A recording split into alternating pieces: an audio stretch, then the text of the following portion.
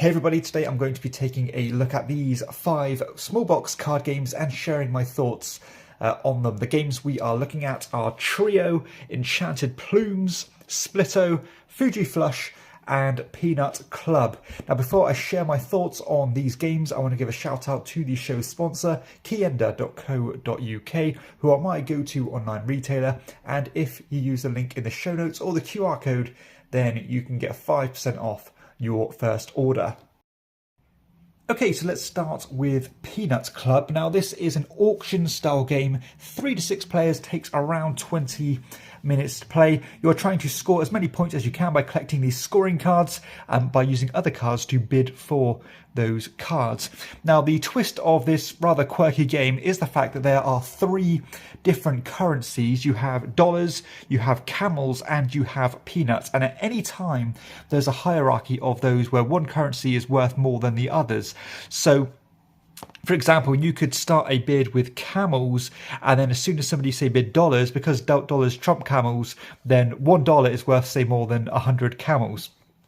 So it's quite a wild game where things are always changing in their value through these power tokens, which will let you kind of double the value of your cards. They'll let you switch the hierarchy of those rankings. They'll let you stop other players using a certain currency. And as I said, you're going to keep going until people pass and collect those scoring cards. That's pretty much the gist of the game. So it's pretty wild, it's pretty wacky, and you need to be on board with that. Now, one of my biggest failings of this game is the fact that the scoring cards themselves that you're collecting are very boring. Like, they're worth a point here or there, and if you collect a couple of the same type, they're worth like an extra point, for example. Now, considering the rest of the game is so kind of off the wall, that part of the game didn't quite seem to line up. It didn't quite feel right in relation to the chaos that the rest of the game is. And it is a fun game. I did enjoy it. I'm not quite sure if it's kind of leaning on its novelty a bit too much, which is probably why I haven't really leaned to play this one more than I have done. It kind of feels like I played it a couple of times, I've understood what the game's about, I've understood how different it is, and then after that the substance isn't quite there because of the chaotic nature of it. I do like the fact that these power tokens do not get refreshed until a certain point in the game, meaning that you do have to pace yourself quite carefully to use them. Otherwise you can be completely caught off guard and not be able to compete with the other players. Because the actual currency cards at the beginning of the game are so randomly distributed, they are in value, they're distributed fairly evenly, but the types are not balanced at all. So you could have tons of camels in your hand, and for all the rest of the game the camels are worth next to nothing, and you could have already wasted your hierarchy token, meaning that camels are going to remain worth nothing for the rest of the game. So that pacing does come into it quite nicely. It's fairly rapid, but I don't think the weirdness of this one is enough to carry it above some of the great small box auction card games, such as your high societies, for example. So I'm quite glad I played this one. I definitely don't think it's a bad game, but with an auction game I like it to be a little bit more deterministic, and for me to be able to pace myself and spend my currency as I see fit without that currency being so fickle and changing so quickly. But lovely production. I know the artwork in this game is quite spectacular, but I think maybe it leans on its quirkiness a bit too much and the substance isn't quite there. Next up we have Fuji Flush. Now this is a 3 to 8 player game that takes around 15 minutes to play. Now this is a shedding game where you have a hand of cards. You're trying to get rid of those hand of cards by having your cards still in front of you when it gets back to you. Because all you do on your turn is you play a card. If that card is higher than anybody else's on the table, they will flush the opponents will flush their lower cards away and redraw back, or to fill their hand back up. But as I said, if that card is still in front of you by the time it's your turn again, you will discard that card, meaning that you've got one less card to get rid of and are closer to winning the game, essentially. Now, the twist on this game is the fact that when you play the same valued card as somebody else, those numbers combine together and will try and kind of trump the other players or higher cards. So, for example, if I played a 4, the next person to me played a 4, and the player after that will play a 4, then our strength is actually 12 for the value 4 cards and could therefore maybe get rid of an 11 card, for example, that somebody else had in front of them. So it's kind of semi-cooperative in a way, or when it suits, I suppose. When you are working together to get rid of your weaker cards. And because the deck distribution here is quite interesting, where there's a ton of the lower value 2 cards, you keep creating these kind of trains and combining them together to kick the higher cards off, or even just to shed all the cards completely, where you can keep working together and getting rid of those 2s and getting rid of those 2s again and again. Now, I do like this game. I think it's a lot of fun. It's definitely a veneer of a game. It's very light, feather light, really. But my issue with it is that it does actually require higher player counts to really get the most from this. And unfortunately, I generally play at 3 players, which is far from optimal by playing this one. So I kind of seldom get it to the table. But if you regularly have 5, 6 players or so, or even more than that, because it does play up to 8, then this is a really good filler to have in your collection, because it is a filler in its true essence, where the rules take 1 minute to explain, but you can still get some good fun out of this one, some good interaction. Again, that semi-cooperative nature of it is different, and it's quite novel, and it's again so easy to teach and get to the table should you regularly have a higher player count. So Fuji Flush, a really nice game, but just sadly I don't get to play it too often. Next up I have Trio, also known as Nana. Now this is a 3 to 6 player game. It only takes around 15 minutes to play, and it's a pretty much pure memory style game where each player is going to get given a certain amount of cards depending on the player count, and you are trying to seek out trios of the same type of card by asking questions to the other player. So once you distribute those cards out at the start of the game, which are just very simple numerical values, I think it's 2 all the way up to 12, I believe. You are going to place them in a fixed order, going from low to high, and you are going to be asking people what is the lowest card in your hand, or what is the highest card in your hand. And as soon as you break a chain, as in, if I ask the first person what their lowest card is and it's a 1, I ask the second player what it is and it's a 1, and then I ask the final player and it's a 3, then because I've not got 3 in a row, essentially, then my turn is over. Everyone will return those cards to their hand, and play will continue to the player next in player order. But of course, if you get 3 cards, then you are going to put them in your scoring pile, and it's going to be the first player to get 3 pairs or 3 sets of 3, or until the 7s are found. Because as soon as you find that trio of 7 cards, the game is over, which you can't really do at the start of the game anyway, because of course they are in the middle of the deck. So it's very unlikely that they'll be on kind of all the lower cards or all of the higher cards. I actually like this game in respect of the way that it scales, because if you play with fewer than the higher player counts, then there are cards in a central display, which is just a simple memory game where you'll just choose one, you flip it over, and that could count towards one of those sets. And just like any kind of flipping memory style game, then you are going to be constantly feeding your opponents information with your kind of unsuccessful turns, because again, if you choose a card in somebody's hand, that will get revealed to all the players, and if you break that chain, it'll go back into the hand, meaning that your opponents have got that one bit more of information. So it's pretty much a pure memory game, which on paper shouldn't work as well as it does, but this game actually works very well. It's again super easy to teach, it scales well, it's very fast, and it is fun. Now, if you really hate memory games, then you're probably not going to like it, but generally speaking, I'm not a huge fan of memory games. There are exceptions, i.e. Cabo,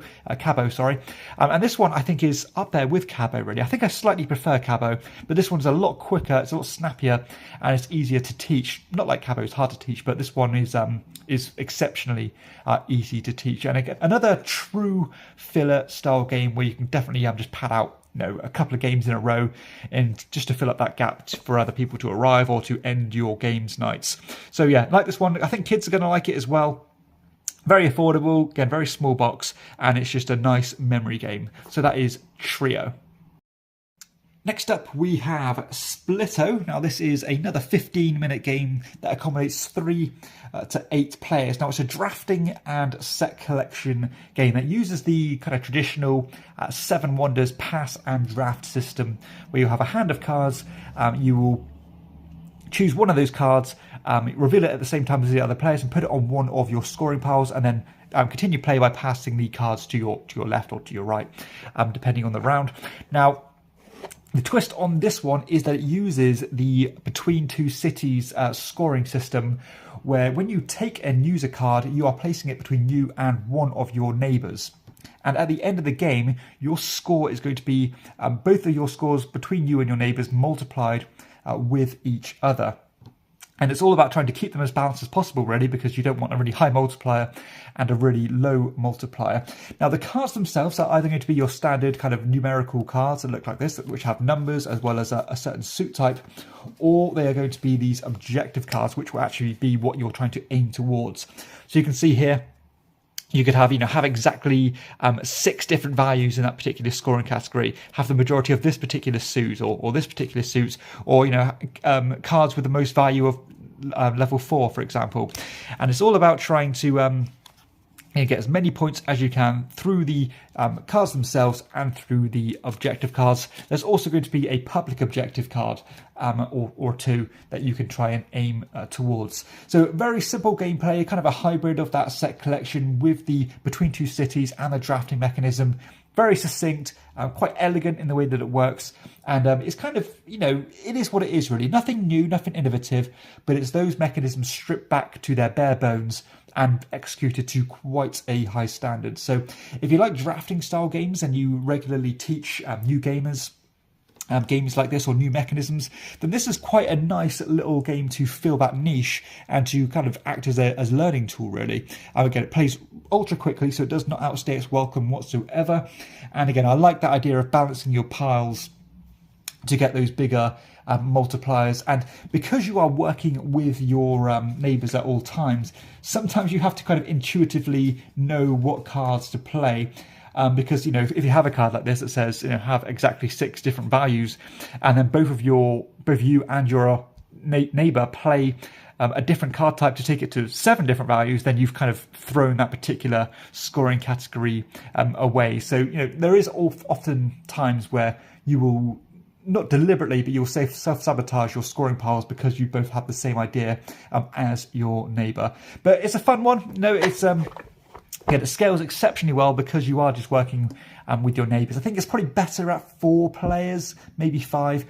3 players, it's a bit more reined in because the differences in the scoring is going to be so minuscule. But when you start adding more players, there's a bit more going on, and you need to consider different things as well. But I like it when games scale to high numbers, but the downtime remains low, which of course 7 Wonders is so famous for. That comes through in a game like Splito as well. So again, if you like those mechanisms but you want it in a short, succinct package, then this is a good one to look at.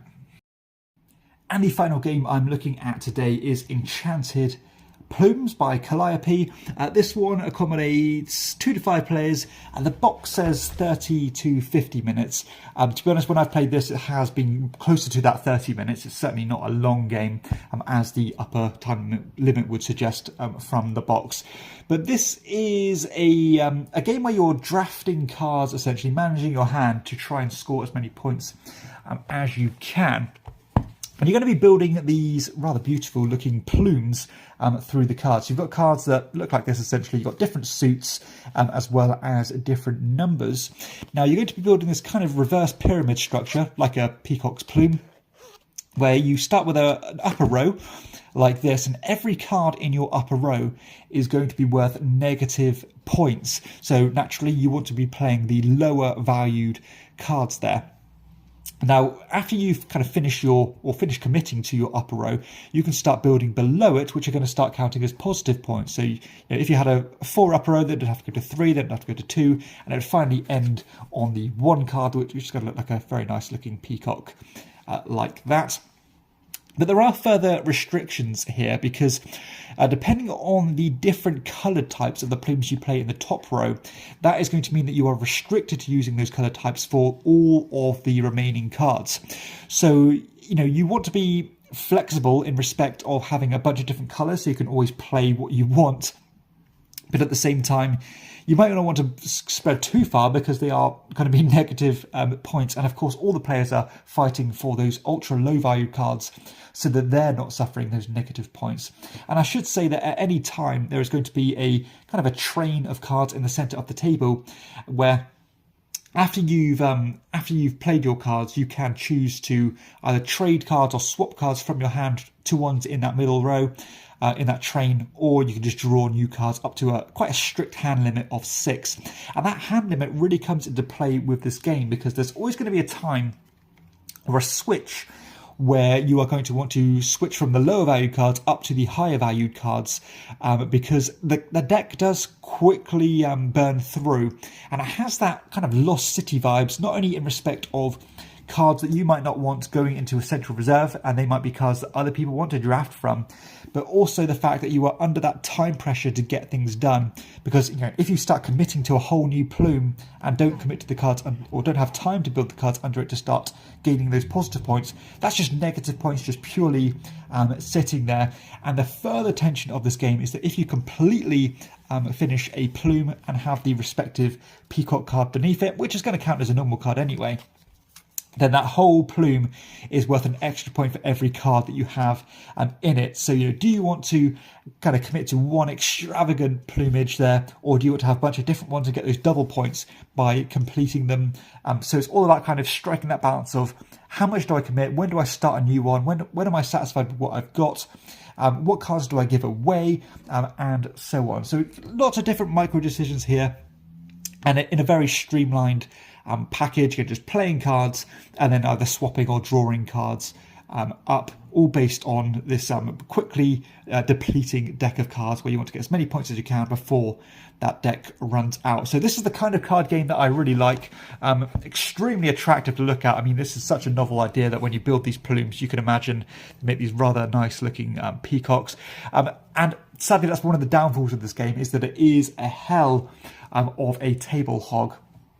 If you are playing at these higher player counts, then you're going to have a ton of these plumes on the table, and it's going to take up a lot of space, which is a bit of a shame for such a small box card game, but I can see why they've done it because it is so gorgeous to look at. Also, there's a lot of different colours here, so if you are colourblind, a couple of the colours are quite difficult to differentiate from each other. It is workable, it's not like completely unplayable, but it definitely is worth noting. But all in all, I'm really happy with this game. As I said, I would slightly disregard that upper player count if that does, sorry, the upper time limit if that does concern you, because that was a concern of mine, but it certainly did not take that long in practice. So yeah, I really like this one. Again, that Lost Cities feel really comes through where you kind of when you want your opponents to not burn through the deck at times. Sometimes you want to burn through the deck at times. All about kind of manoeuvring, switching from those low cards to those high cards to get as many points as you can. A bit of a hidden gem. I think this one is quite hard to get hold of, but if you do want to have a solid collection of different styles of card games, this is definitely one to consider, and I'm really ecstatic to have this one in my collection. So there we have it. That concludes the video. Generally positive on these games. You know, some of them are certainly very light. Games like Trio, games like Fuji Flush, which again, Fuji Flush is great if you have those higher player counts. Peanut Club, a novel game, but I think the shelf life is quite short on this one. And the other two, particularly Enchanted Plumes, I think is just a well-rounded little filler game. Splito, if you like those particular mechanisms, I think you'll like that one. But if you have enjoyed the video and found value in it, then please be sure to hit like and subscribe to my channel and check out my other content too. And for everybody else, I'll see you next time on Chairman of the Board. Bye-bye.